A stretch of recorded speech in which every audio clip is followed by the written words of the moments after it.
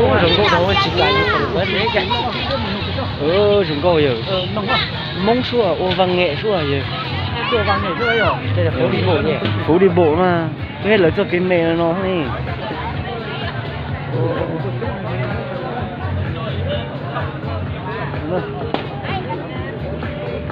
Một chợ cá một thả giờ. Chợ cá một thả giờ. Chợ cá nó to hết. Chúng cô hiểu cái một chế thôi là cái một chế thôi là Cái cơ mình riêng được không? Thế anh mà không chờ anh, không biết anh hả? thôi anh không chờ anh lời số là giờ nữa bố cho bên chơi lồng câu thả chỗ xe là số tủ nữa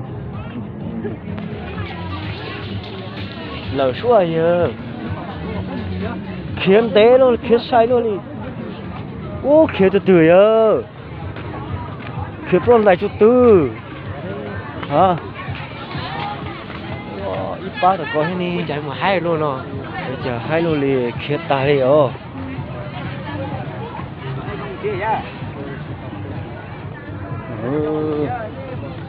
chúng câu cơ đến lúc bờ hồ nó nè lo cơ nè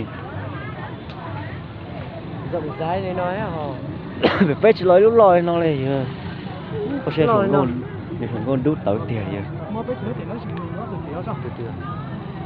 từ giờ con đút tàu thì rồi có con đút tàu thì Của tư đu ở tư đâu rồi. Lúc mà hôm nó cũng này ngò. lo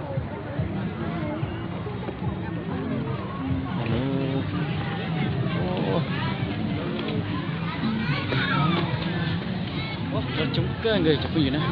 mua từ lo hả ô thì ó tụi nó mà lão chụp thái Mấy cái kia.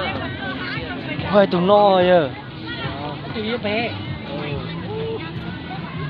cái tụi mù hổ wow cái chuyện gỗ này chuyện này một gì nó hiểu giờ cái giờ một gì nó giờ một gì nó chả mà một gì rồi giờ nếu thằng lòng gâu nữa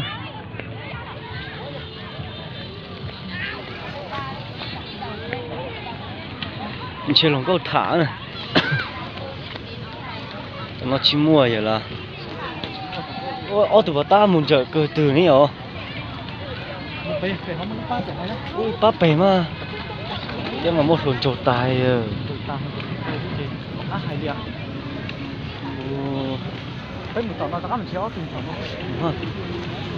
ba thì cũng một hồn trầu này